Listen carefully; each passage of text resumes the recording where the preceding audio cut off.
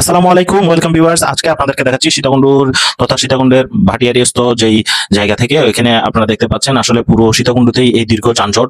একেবারে ঢাকা থেকে ছেড়ে আসা ঢাকা চট্টগ্রাম সড়কে ঢাকা থেকে চট্টগ্রাম অভিমুখী যে লেন সেই লেনে পোর্টলিং নামক একটি কার্গো কন্টেইনার ডিপোর কারণে এখানে তীব্র যানজটের দেখা যাচ্ছে। এটি নিয়ে আগেও বিভিন্ন সময়ে প্রতিবাদ করেছিল। এখানে সড়ক দুর্ঘটনা যেমন ঘটছে, মানুষের কষ্টেরও সীমা নেই। তারপরও এইগুলো নিয়ে অনেক সময়ে বিভিন্ন মহল থেকে চেষ্টা করবে বলে যারা আশ্বাস দিয়েছিল, আসলে তারা কোনো কাজই করেনি। তাদের কোনো ধরনের এই মতামতের কোনো ফলাফলই পাওয়া যাচ্ছে না। আসলে সাধারণ মানুষ কষ্টই পেয়ে যাচ্ছে। তাদের এই কষ্ট লাঘব করার জন্য কোনো ধরনের কোনো পদক্ষেপ নেওয়া হয়েছে বলে আসলে মনে হয় না।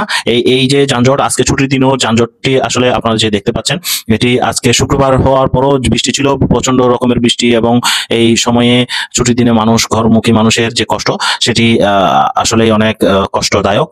কোনো ধরনের প্রশাসনিক কোনো হস্তক্ষেপ নেই এবং হাইওয়ে পুলিশেরও কোনো ধরনের তৎপরতা দেখা যাচ্ছে না। পোর্টলিংক নামক একটি প্রতিষ্ঠান এবং এখানে বিশেষ করে সীতাকুণ্ডে থাকা বিভিন্ন ডিপোগুলোর গাড়িগুলো রাস্তায় যখন দাঁড়িয়ে থাকে, এই গাড়িগুলো থেকেই তীব্র যানজটের সৃষ্টি হয় আসলে দেখা যাচ্ছে। কিন্তু এই মহলের সাথে বিভিন্ন রকমের বৈঠকের পরও তাদের দূরত্ব আসলে কমেনি এবং তারা আসলে যে কথা দিয়েছিল সে কথাও তারা রাখেনি।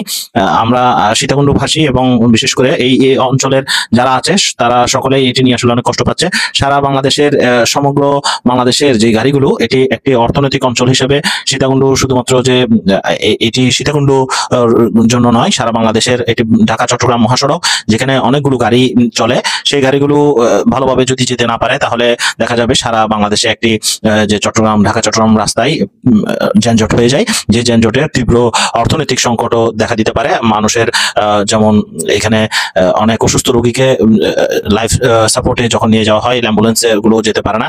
এমন তীব্র সংকটে মানুষের আসলে আর্থিক যেমন ক্ষতি হচ্ছে, তেমনি মূল্যবান সময়গুলো নষ্ট হয়। ঢাকা চট্টগ্রামের এই রাস্তায় পাশেই দেখা যাচ্ছে পোর্টলিং থেকে একেবারে ভাটিয়ারি পর্যন্ত বিভিন্ন গাড়িগুলো পাশে হয়ে দাঁড়িয়ে আছে। সেই গাড়িগুলোর কারণে কিন্তু এক পাশ দিয়েই গাড়িগুলোকে যেতে হচ্ছিল এবং সেই কারণে কিন্তু তীব্র যানজট ধারণ করেছে। এবং আমরা আসলে আজকে সারাদিনেই দেখতে পেলাম দুপুর থেকে একেবারে রাত পর্যন্ত বিভিন্ন গাড়িগুলো এই রাস্তায় ধীরে ধীরে করে যাচ্ছিল এবং বিশেষ করে যাত্রীবাহী গাড়ি যেগুলো প্যাসেঞ্জার নিয়ে যায়, অর্থাৎ সাধারণ পরিবহন যেগুলো সাধারণ মানুষরা যাত্রীবাহী লোকেরা যায়, হয়তো তারা গাড়ির মধ্যে অনেক সময় দাঁড়িয়ে যাচ্ছে, তাদের আসলে অনেক কষ্ট হচ্ছে।